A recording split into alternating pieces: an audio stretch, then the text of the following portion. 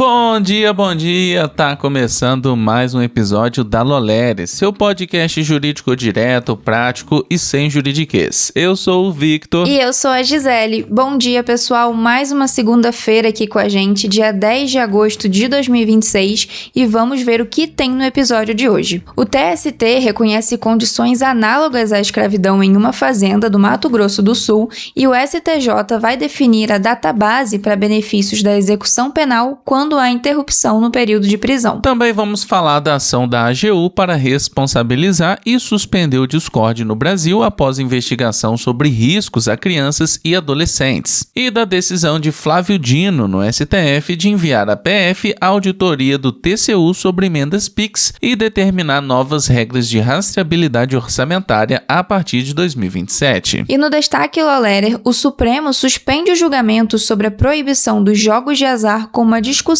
que também pode alcançar as bets. Na análise de hoje, vamos discutir qual deve ser o marco inicial da prescrição nas ações de responsabilidade contra o acionista controlador. E estamos então de volta com a programação normal, depois daquele episódio incrível de sexta-feira que a Gi e a Cibele apresentaram. Ficou incrível. Isso aí, Vitor. Para quem não ouviu, foi o último episódio que saiu na sexta-feira e também tem um vídeo no YouTube com o Vitor. Pois é, o pessoal da redação da Lolerer fez uma cobertura incrível, então tem material em vídeo, em áudio, tem também a matéria lá no portal, então depois dá um confere nos links aqui na descrição. Então, bora pro episódio de hoje. Peguem um café, coloquem um fone e vamos entender como essas decisões estão movimentando o direito no Brasil e no mundo.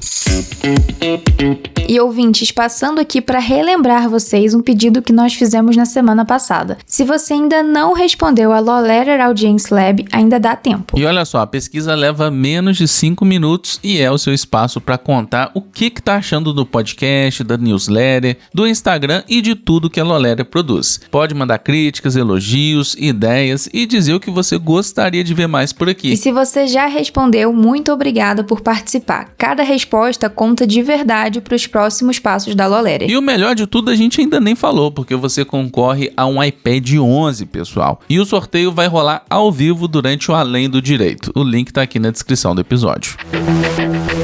E no Giro Jurídico de hoje, a segunda turma do TST reconheceu que trabalhadores de uma fazenda em Porto Murtinho, no Mato Grosso do Sul, foram submetidos a condições análogas à escravidão e condenou o proprietário a pagar R$100 mil por danos morais coletivos. A fiscalização encontrou trabalhadores sem registro e salários, alojamentos próximos a agrotóxicos, água sem tratamento, transporte inseguro, instalações precárias e adolescentes de 17 anos trabalhando. O TRT da 24ª Região havia afastado a caracterização de trabalho escravo, mas o TST reformou a decisão. O relator desembargador convocado, João Pedro Silvestrin, destacou que o artigo 149 do Código Penal admite a caracterização pela submissão a condições degradantes, mesmo sem registro da liberdade de locomoção. Para o colegiado, as violações atingiram a dignidade, a saúde, a segurança dos trabalhadores e produziram efeitos sobre toda a coletividade. A terceira sessão do STJ vai definir no tema 1457 dos recursos repetitivos qual deve ser a data base para a concessão de benefícios da execução penal quando há descontinuidade da prisão. A controvérsia é saber se o marco deve ser a prisão cautelar, mesmo seguida de liberdade provisória, ou o retorno à prisão para cumprimento da pena definitiva, com a detração do período de prisão preventiva. O relator, ministro Rogério Chieti Cruz, destacou a existência de diversas decisões sobre a matéria. No caso analisado, o Ministério Público da Bahia questiona o uso da prisão preventiva iniciada em 2016 como data base, porque o réu ficou em liberdade entre 2020 e 2024. O julgamento estabelecerá um padrão para casos semelhantes. Por unanimidade, o colegiado decidiu não suspender os processos que discutem a mesma questão. A Advocacia Geral da União anunciou que vai ajuizar ação civil pública para pedir a responsabilização do Discord e a suspensão da plataforma no Brasil após o Ministério da Justiça encaminhar formalmente informações reunidas em investigações sobre riscos e crimes envolvendo crianças e adolescentes. A medida ocorre após a apuração da morte de uma adolescente de 13 anos durante uma transmissão na plataforma. O Ministério da Justiça identificou uma falha sistêmica nos mecanismos de proteção, com a ausência de verificação de idade nos servidores envolvidos e uma transmissão que permaneceu ativa por mais de 40 minutos. O Discord adotou novas configurações de segurança para usuários brasileiros em março de 2026, incluindo mecanismos de verificação etária, mas a AGU considera as providências insuficientes. A eventual suspensão dependerá de decisão judicial. O ministro Flávio Dino do STF determinou o envio à Polícia Federal de auditoria do TCU sobre 100 emendas PIX executadas entre 2020 e 2024, que apontou cerca de 55,4 milhões de reais em possível dano ao erário. A PF deverá verificar indícios de crimes e poderá juntar o material a investigações existentes ou abrir novos procedimentos. A decisão foi proferida no cumprimento da DPF 854, que acompanha medidas de transparência e rastreabilidade das emendas parlamentares. Dino também determinou que estados, Distrito Federal e municípios adotem, a partir dos orçamentos de 2027, a codificação contábil padronizada prevista pela Secretaria do Tesouro Nacional para identificar emendas. O ministro ainda deu prazo de 10 dias úteis para manifestações sobre fragilidades do Transfere.gov e sobre problemas de rastreabilidade em emendas de comissão e de liderança.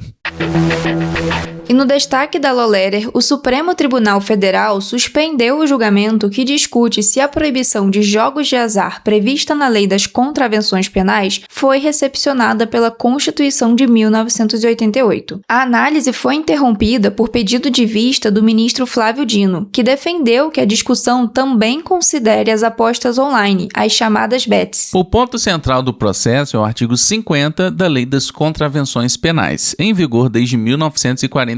Que considera contravenção a exploração de jogos de azar em locais públicos, abrangendo atividades como caça-níqueis, bingo e jogo do bicho. A norma também prevê multa para quem participa desses jogos como apostador. Até o pedido de vista, apenas o relator, ministro Luiz Fux, havia votado. Para ele, a proibição foi recepcionada pela Constituição e a exploração econômica de jogos de azar pode ser restringida pelo Estado, sem violação ao princípio da livre iniciativa. Fux também destacou que as loterias constituem exceção à proibição. Embora as bets legalizadas e autorizadas pelo governo federal não fossem objeto do voto do relator, Flávio Dino entendeu que o Supremo deve enfrentar as duas decisões de forma conjunta. Para o ministro, não seria adequado analisar de maneira rigorosa modalidades como o jogo do bicho sem considerar os impactos das apostas online. O processo chegou ao STF por recurso do Ministério Público do Rio Grande do Sul contra a decisão da Justiça Estadual, que havia considerado a proibição incompatível com a Constituição de 1988. O caso concreto envolve um homem condenado por manter 3 máquinas caça-níqueis em seu estabelecimento comercial. Com o pedido de vista, o julgamento permanece suspenso e ainda não há data definida para sua retomada.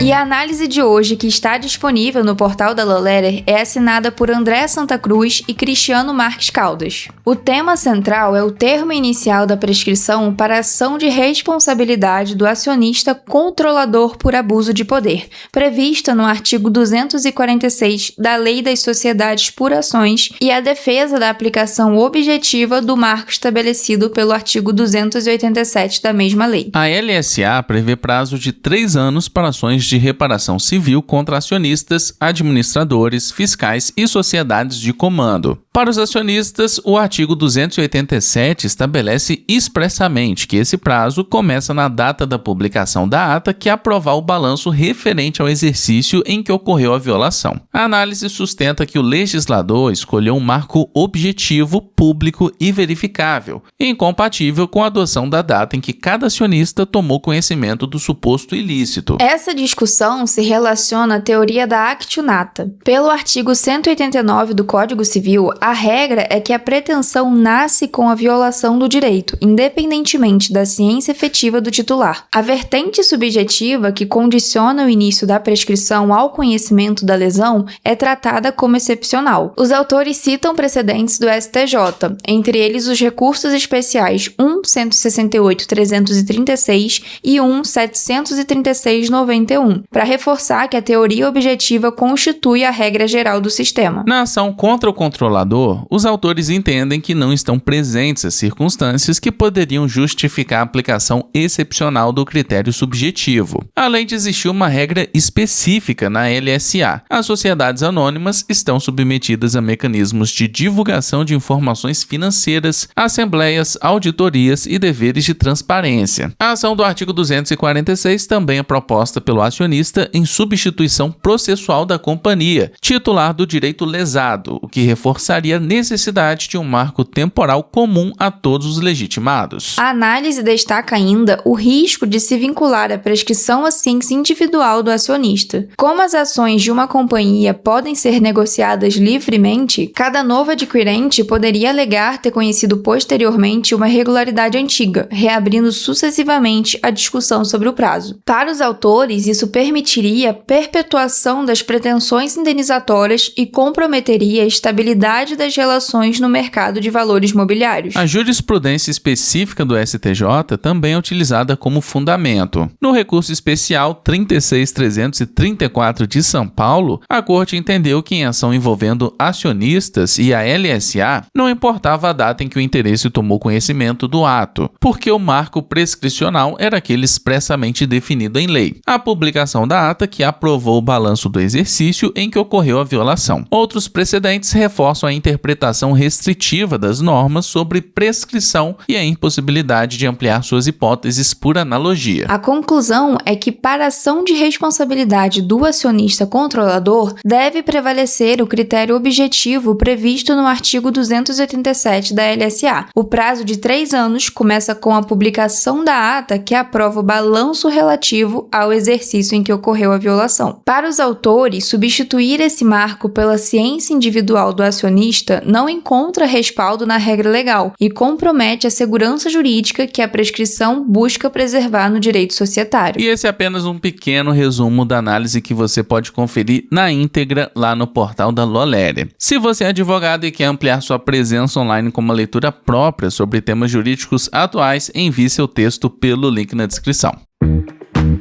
E antes de terminar, pessoal, eu queria agradecer a todo mundo que participou do sorteio realizado pela editora Foco. A vencedora foi a Ana Beatriz AMF. Parabéns, Ana! Deixa seu arroba aqui nos comentários que a gente vai entrar em contato com você para pegar os seus dados e fazer esse envio do livro Agronegócio e Contratos de Integração Vertical. E para quem ainda não foi sorteado, não se preocupe, semana que vem tem mais por aí. E não esquece que nós temos cupom de desconto com a editora Foco. É Loléria e o cupom é de 20% de desconto. Então é isso, pessoal. Eu quero agradecer também todo mundo que comentou na edição de quinta-feira e de sexta-feira. Como o episódio de sexta-feira era um episódio especial, não deu pra citar o nome de vocês. Mas eu quero agradecer ao Reinaldo, a Ingrid Souza, Sheila, o Jorge, Bela, Lucas e Diogo que comentaram no episódio de sexta. Muito obrigado, pessoal. Aproveita para se inscrever na nossa newsletter jurídica. Ela é gratuita e o link tá aqui na descrição. Todos os dias você recebe no seu e-mail várias outras notícias que não abordamos aqui no podcast. Aproveita também para seguir o programa no seu agregador favorito, avaliar com 5 estrelinhas e compartilhar esse episódio nos seus stories. E especialmente o episódio de sexta-feira, hein, pessoal, que ficou muito legal. Por hoje é isso, pessoal, e vamos terminar com a frase do dia. A justiça começa quando temos a coragem de não nos calarmos diante do que é errado. Depois dessa, uma ótima segunda-feira e uma ótima semana para vocês e até amanhã.